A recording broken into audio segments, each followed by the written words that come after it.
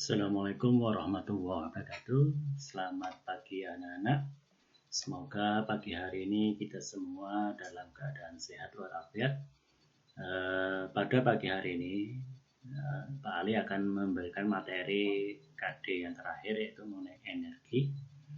Materi ini sudah kalian saya minta untuk membuat rangkuman, tapi hari ini Pak Ali akan menyampaikan materi mengenai energi. Silakan disimak apa yang saya sampaikan hari ini. Di sini coba kalian lihat, itu ada gambar pelari ya. Jadi kita melakukan aktivitas itu memerlukan energi ya. Di sini ada peta konsep. Jadi energi yang pertama, yaitu kemudian yang kedua adalah transformasi atau perubahan energi. Jadi bentuk energi itu banyak sekali. Yang pertama energi kalor atau energi panas, energi cahaya, energi kimia, energi otot, energi bunyi, energi mekanik. Ya, untuk energi mekanik itu ada dua, yaitu energi kinetik dan energi potensial. Kemudian energi listrik itu yang biasa kita gunakan sehari-hari, dan energi listrik. Kemudian ada istilahnya transformasi energi atau perubahan energi ya. Jadi transformasi energi itu mengikuti metabolisme. Untuk metabolisme itu ada dua, yaitu yang pertama anabolisme dan kedua adalah katabolisme. Peristiwa anabolisme ini bisa kalian jumpai pada peristiwa fotosintesis pada tumbuhan berklorofil. Kemudian katabolisme yaitu pencernaan makanan dan respirasi atau pernafasan. Energi ya, kita bahas dulu mengenai pengertian dari energi. Jadi energi merupakan kemampuan untuk melakukan usaha atau kerja. Kemudian energi ini berasal dari bahasa Yunani energio, artinya kegiatan atau aktivitas.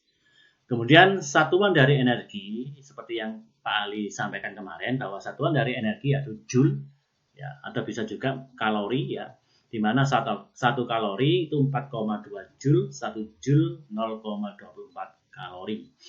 Kemudian bentuk-bentuk energi yang utama itu energi kimia, energi kinetik, energi listrik, energi kalor, energi cahaya, energi otot, energi bunyi, dan energi nuklir, energi biogas, dan serta energi potensial. Ya. Perubahan bentuk energi ya, jadi energi kimia ini bisa menjadi energi listrik, bisa menjadi energi cahaya, bisa menjadi energi kalor. Contoh perubahan bentuk energi atau konversi energi listrik untuk menyetrika ya. Untuk peristiwa menyetrika itu energi listrik menjadi energi kalor. Menyalakan lampu itu adalah perubahan bentuk energi cahaya menjadi energi kalor. Energi listrik untuk menghidupkan radio itu adalah perubahan energi listrik menjadi energi bunyi. Kemudian energi listrik untuk menghidupkan angin, ini adalah proses perubahan energi listrik menjadi energi kinetik atau energi gerak. Yang kita bahas dulu yaitu mengenai energi kinetik ya, dan energi potensial.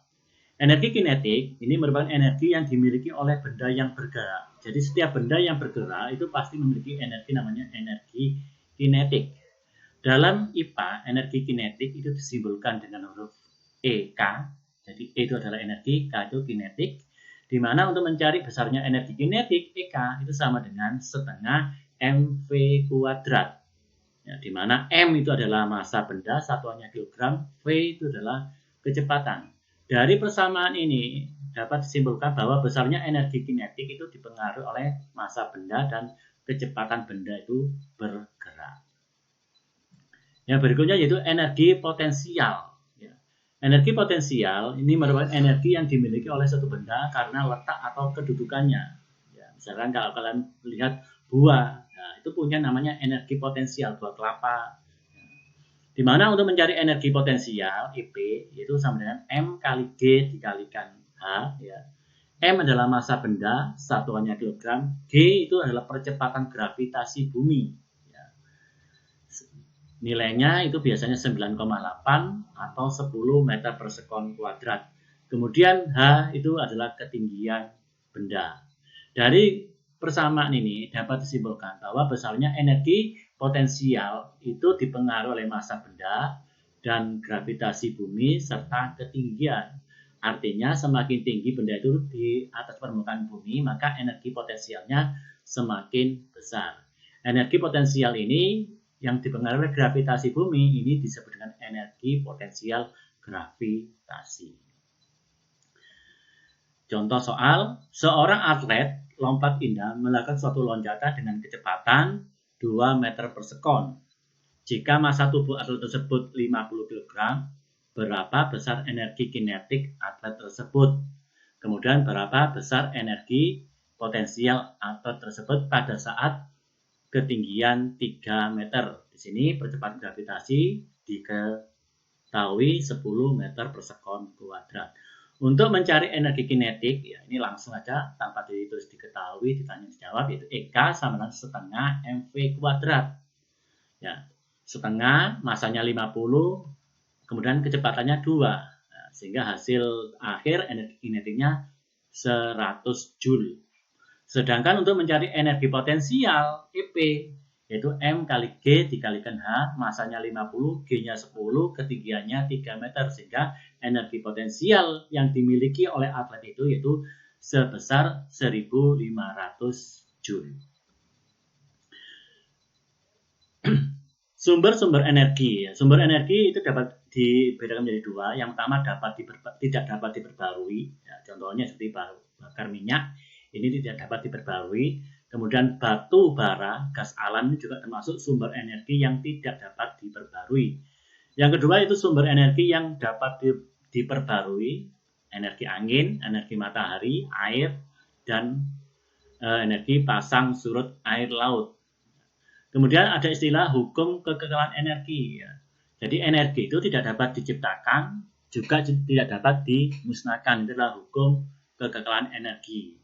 Ya, di sini ini saya tuliskan hukum kekekalan energi mekanik. Jadi untuk menjadi energi mekanik yaitu EK plus EP.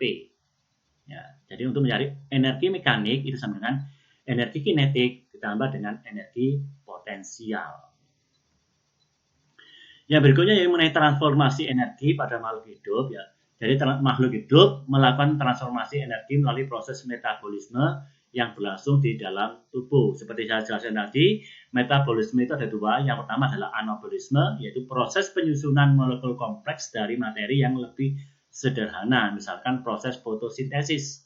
Kalau katabolisme, yaitu proses pembongkaran molekul yang relatif besar menjadi lebih kecil, misalkan proses pencernaan makanan dan respirasi.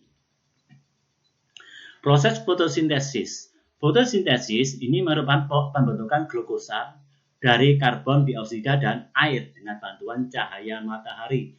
Jadi proses fotosintesis ini kalau dibuat reaksi kimia seperti ini, jadi H2O plus CO2 plus cahaya dan klorofil menghasilkan C6H12O6 adalah glukosa plus oksigen. Jadi proses fotosintesis ini terjadi pada tumbuhan yang memiliki klorofil.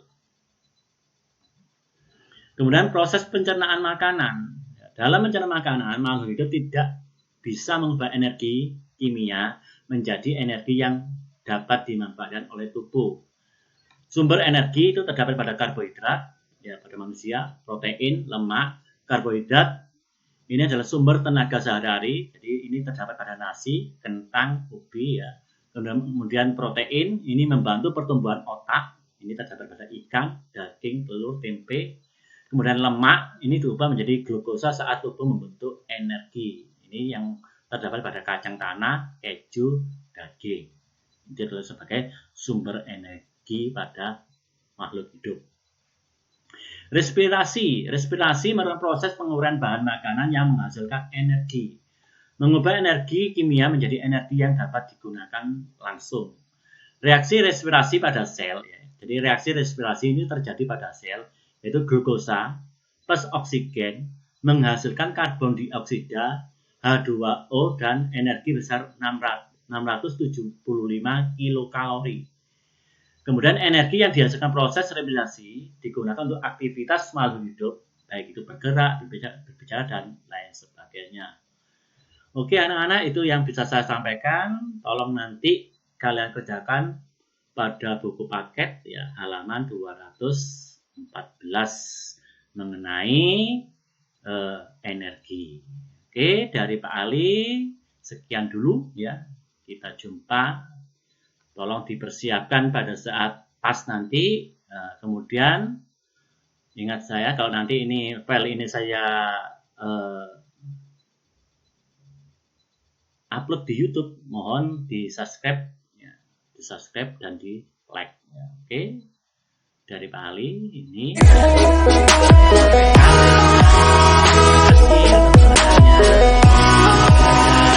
Sekian dari Pak Ali. Assalamualaikum.